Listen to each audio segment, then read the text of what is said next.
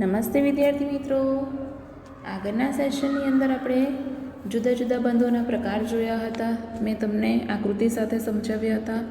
I hope કે તમને ખબર પડી હશે. બરાબર. આજે આપણે થોડીક થિયરીની વાત કરી લઈએ. એ થિયરીની અંદર તમને જુદી જુદી સંકલ્પનાઓ સમજાવેલી છે. તો જોઈએ આપણે કે શરીર ઘટકોની ગતિક અવસ્થા ચયાપચયની સંકલ્પના. કે શરીરના ઘટકોમાં જે ગતિ અવસ્થા થાય છે એમાં ચયાપચય કઈ રીતે મહત્ત્વનો ભાગ ભજવે છે. તો તમને ચયાપચયની વ્યાખ્યા તો આવડતી જ હશે, તમે પહેલા ચેપ્ટરમાં ભણ્યા જ છો. બરાબર.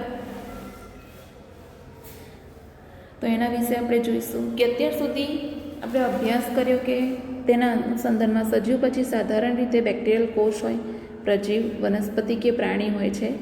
આ બધા હજારો કાર્બનિક રસાયણોથી બનેલા હોય છે. તમને બધાને ખબર છે, જુદા જુદા પ્રમાણની અંદર આપેલા હોય છે, મોલમાં અથવા તો નોર્માલિટીમાં. સંશોધન દ્વારા એક મુખ્ય જાણકારી પ્રાપ્ત થઈ તે અનુસાર જૈવ અણુમાં અદલાબદલી થતી હોય છે કે સતત બીજા નવા જૈવ અણુમાં પરિવર્તન થતું હોય છે, બીજા નવા જૈવ અણુઓ બનતા હોય છે.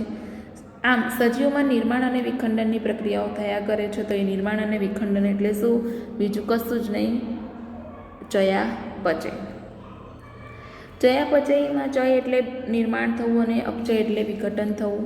સિમ્પલ ભાષામાં કહીએ તો અહીંયા તમને ઉદાહરણ આપેલું છે કે ઉદાહરણ તરીકે એમિનો એસિડમાંથી CO2 દૂર થયા બાદ એમિનો એસિડનું એમાઇનમાં રૂપાંતર થાય છે. ઉદાહરણ શું છે કે એમિનો એસિડમાંથી કાર્બન ડાયોક્સાઇડ દૂર થાય તો એમાઇનમાં એનું રૂપાંતર થાય છે. બરાબર. ન્યુક્લિયોટાઇડના બંધારણીય ઘટકોમાંથી એમિનો સમૂહનું દૂર થાય તો ડાયસેકેરાઇડમાંથી ગ્લાયકોસિડિક બંધનું હાઇડ્રોલિસિસ થવું. આ જુદા જુદી રાસાયણિક પ્રક્રિયાઓ છે જે સમજાવે છે કે નિર્માણ અને વિખંડન કેવી રીતે થાય છે. આ પ્રકારે હજારો ઉદાહરણનું આપણે લિસ્ટ બનાવી શકીએ છીએ. બીજા શબ્દોમાં કહીએ તો ચયાપચયકોનું એકબીજામાં પરિવર્તન એકબીજા સાથે જોડાયેલ પ્રક્રિયાઓની શૃંખલા દ્વારા થાય છે, જેને કહેવાય ચયાપચયિક પથ. કે આ શૃંખલામાં પ્રક્રિયા થાય છે, એક સ્ટેપની કે બે સ્ટેપની પદ્ધતિ નથી. આ ચયાપચય શહેરના વાહન વ્યવહારના ટ્રાફિક અવસ્થા જેવો હોય છે. એ કાં તો રેખીય હોય કાં તો વર્તુળાકાર હોય. આ પથ એકબીજાથી આડાઅવળા વાહન વ્યવહારના સંગમ જેવો દેખાય છે. કે ચયાપચય વાહન વ્યવહારના ટ્રાફિક જેવા એક નિશ્ચિત વેગે અને દિશામાં ચયાપચય પથ પર ગતિ કરે છે આ જે અણુઓ હોય છે.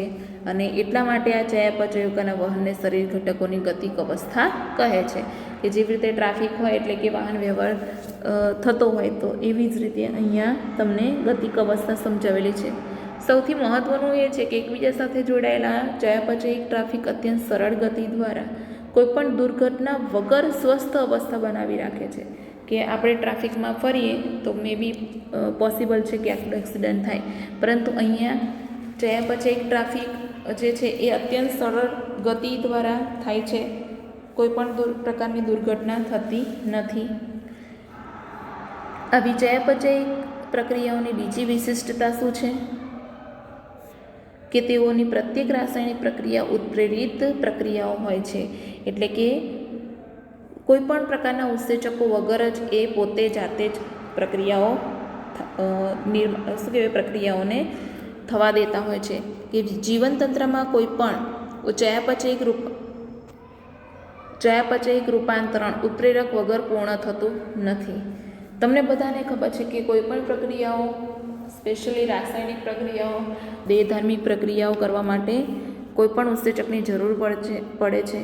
તો અહીંયા એ જ કહે છે તમને, જીવનતંત્રમાં કોઈપણ ચયાપચયિક રૂપાંતરણ ઉત્પ્રેરક વગર પૂર્ણ થતું નથી. બરાબર. CO2નું પાણીમાં ઓગળવું એ ભૌતિક પ્રક્રિયા છે, તમને બધાને ખબર છે. ઉત્પ્રેરક કે જે કોઈપણ ચયાપચયિક રૂપાંતરની ગતિ વધારે છે તે પણ એક પ્રોટીન હોય છે. આમ એવા પ્રોટીન કે જેમાં ઉત્પ્રેરકની ક્ષમતા હોય એને કહેવામાં આવે છે ઉત્સેચક. આ ખાસ યાદ રાખજો. ઉત્સેચક એટલે શું? કે એવા પ્રોટીન જેમાં ઉદ્દીપનની ક્ષમતા હોય, શું કહેવાય, ઉત્સેચક તરીકે વર્તવાની ક્ષમતા હોય એને કહેવાય ઉત્સેચક. તો તમે એવું કહી શકો કે ઉત્સેચકો સામાન્ય રીતે પ્રોટીનના બનેલા હોય છે, બરાબર, એવું કહી શકીએ.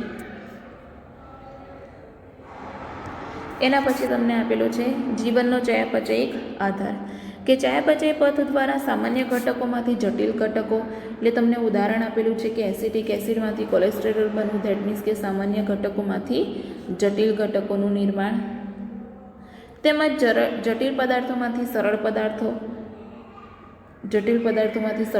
એટલે કે કંકાલ સ્નાયુમાં ગ્લુકોઝમાંથી લેક્ટિક એસિડનું નિર્માણ. ગ્લુકોઝ એ કેટલા કાર્બનયુક્ત હોય છે?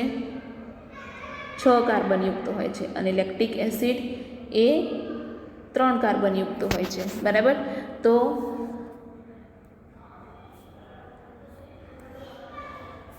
એને કહેવાય જટિલ પદાર્થોમાંથી સરળ પદાર્થો.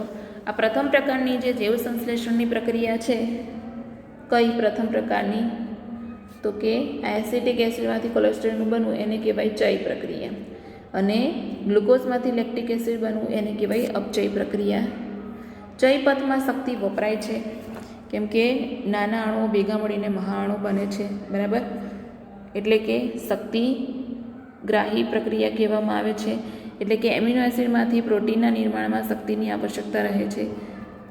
એટલે તમારે યાદ રાખવાનું કે ચય પથમાં શક્તિ વપરાય છે અને અપચય પથ દ્વારા શક્તિ મુક્ત થાય છે. તો શક્તિ વપરાય એટલે એને કહેવાય શક્તિગ્રાહી પ્રક્રિયા. આપણે તફાવતમાં જોયું હતું, બરાબર, પહેલા ચેપ્ટરમાં. અને અપચય પ્રક્રિયા દ્વારા શક્તિ મુક્ત થાય છે, એટલા માટે એને કહેવાય શક્તિ ત્યાગી પ્રક્રિયા.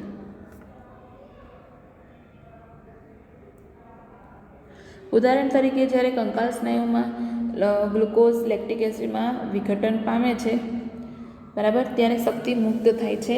અને આ ચયાપચય પથ જેના દ્વારા ગ્લુકોઝમાંથી લેક્ટિક એસિડનું નિર્માણ થાય છે તે 10 ચયાપચયિક ચરણોમાં પૂર્ણ થાય છે. અને ગ્લુકોઝમાંથી લેક્ટિક એસિડનું નિર્માણ થાય છે તે 10 ચયાપચયિક પથમાં પૂર્ણ થાય છે, જેને કહેવાય ગ્લાયકોલિસિસ.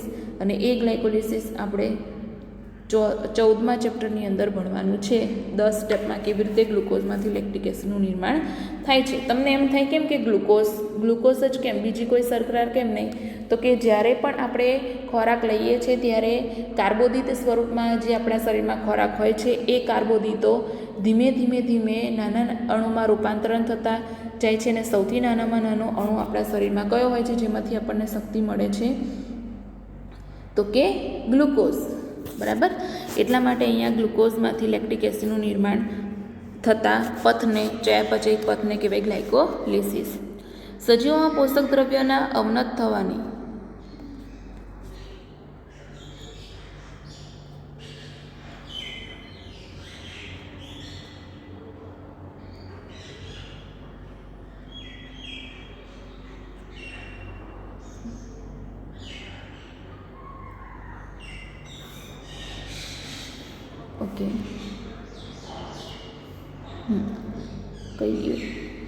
સજીવોમાં પોષક દ્રવ્યોના અવનત થવાથી મુક્ત થતી શક્તિ આ રાસાયણિક બંધના સ્વરૂપે સંચિત હોય છે. આ બંધ શક્તિ જ્યારે અને જ્યાં આવશ્યક સજીવ તંત્રોમાં શક્તિચલનનું મહત્વપૂર્ણ સ્વરૂપ રાસાયણિક બંધના સ્વરૂપે રહેલી શક્તિ છે. કે સજીવોમાં પોષક દ્રવ્યોના અવનત થવાથી જે શક્તિ મુક્ત થાય છે એ રાસાયણિક બંધના સ્વરૂપે સંચિત થયેલી હોય છે. અને કયા સ્વરૂપે સંચિત થયેલી હોય છે? એડિનોસાઇન ટ્રાઇફોસ્ફેટ, બરાબર, જેને કહેવાય ચયાપચયિક શક્તિ. તો તમને ખબર હશે કે દરેક સજીવો પોતાની શક્તિ કેવી રીતે પ્રાપ્ત કરે છે? તો કે ખોરાક ખાઈને. તેમાં કયા પ્રકારની યોજના વિકાસ પામે છે? એ બધી જ કાર્યવિધિ આપણે જોઈશું કે શક્તિનો સંચય કેવી રીતે કરે છે, શક્તિને કાર્યમાં કેવી રીતે ફેરવે છે, જે તમે ઓલરેડી ઉપલા ધોરણમાં નવી શાખામાં અભ્યાસ કરશો, જેને કહેવાય જૈવ શક્તિ વિજ્ઞાન. એટલે કે તમે આગળ જેમ જેમ ભણશો એમ તમને ખબર પડશે કે કેવી રીતે આ જુદી જુદી શક્તિઓનો આપણા શરીરમાં સંચય જાય છે, જુદા જુદા સ્વરૂપે થાય છે, જુદા જુદા કાર્યોમાં વપરાય છે, બરાબર. એડિનોસાઇન ટ્રાઇફોસ્ફેટ એના વિશે આપણે ચર્ચા કરીશું.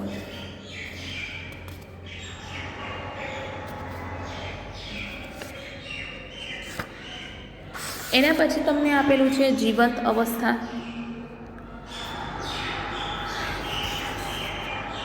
તો શક્તિનો જે શાખામાં અભ્યાસ કરવામાં આવે છે એને કહેવાય જૈવ શક્તિ વિજ્ઞાન, કે જે શાખા દ્વારા શક્તિનો અભ્યાસ કરવામાં આવે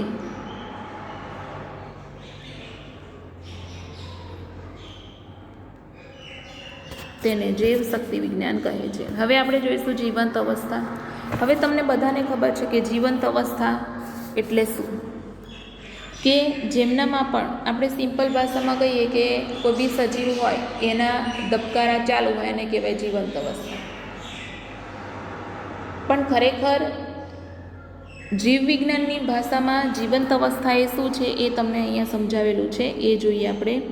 કે આ સ્તરે તમે સમજી ગયા હશો કે સજીવોમાં તેમની જરૂરિયાત અનુસાર એક નિશ્ચિત સાંદ્રતામાં હજારો રાસાયણિક સંયોજનો જોવા મળે છે સજીવોમાં, જેને આપણે શું કહ્યું હતું, ચયાપચયકો અથવા તો જૈવ અણુઓ, કે એમની જરૂરિયાત અનુસાર જુદા જુદા શું કહેવાય રાસાયણિક સંયોજનો આપણા શરીરમાં જોવા મળે છે જુદી જુદી સાંદ્રતામાં. તો એમને શું કહેવામાં આવે છે, જૈવ અણુઓ. ઉદાહરણ તરીકે સામાન્ય સ્વસ્થ વ્યક્તિના રુધિરમાં શર્કરાની માત્રા 4.5 થી 5 મિલીમોલ છે, જ્યારે અંતઃસ્રાવની માત્રા નેનોગ્રામ પ્રતિ મિલીલીટર હોય છે. ઉદાહરણ તરીકે તમને અહીંયા આપેલું છે કે સ્વસ્થ વ્યક્તિમાં રુધિરમાં શર્કરાની માત્રા 4.5 થી 5 મિલીમોલ છે અને અંતઃસ્રાવની માત્રા નેનોગ્રામમાં છે. પેલી કેવી છે, મિલીમોલમાં છે, બરાબર.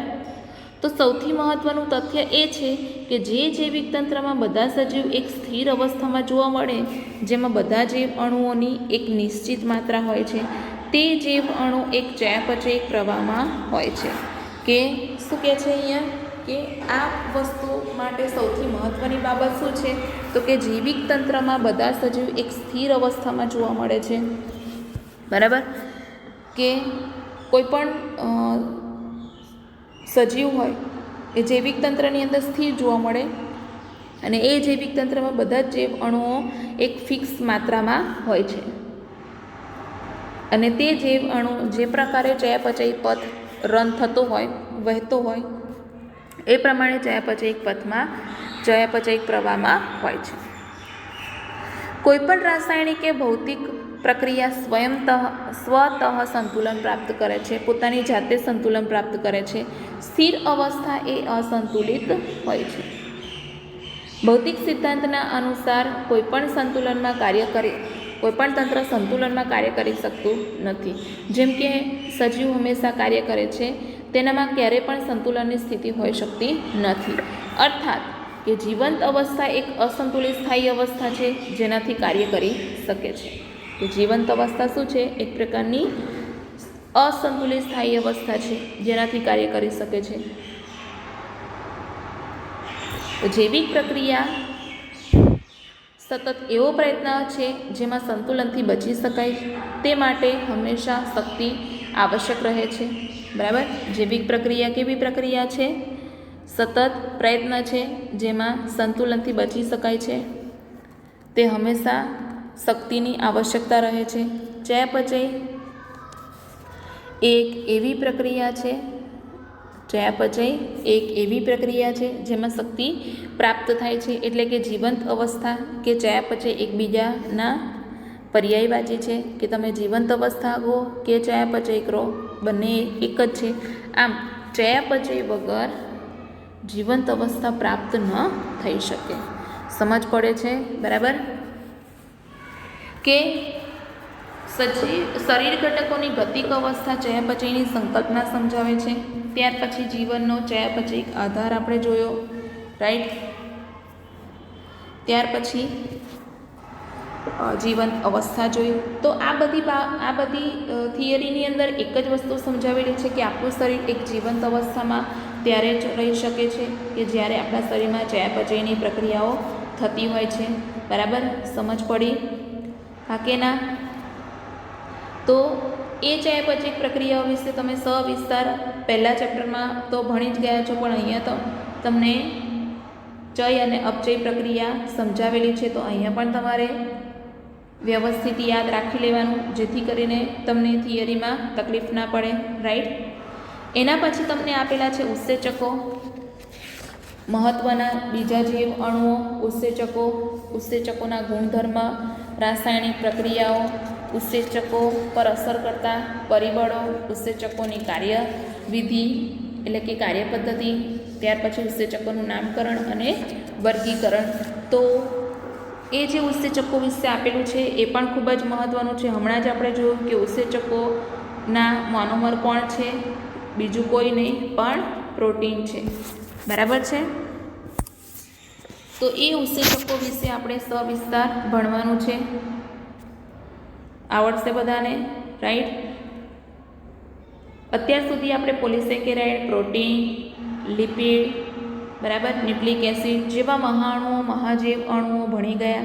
હવે બીજો એક ઉત્સેચક છે, એ પણ એક પ્રકારનો જૈવ અણુ છે જે કોઈપણ રાસાયણિક પ્રક્રિયાના વેગમાં વધારો કરે છે. કેવી રીતે રાસાયણિક પ્રક્રિયાના વેગમાં વધારો કરે છે એના વિશે આપણે સમજવાનું છે.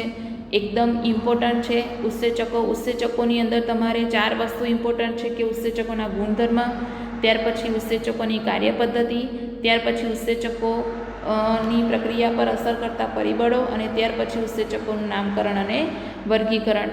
તો વ્યવસ્થિત શાંતિથી સમજીને તૈયાર કરવાનો છે આપણે ઉત્સેચકો. તો એ ઉત્સેચકો આપણે નેક્સ્ટ વિડીયોની અંદર જોઈશું.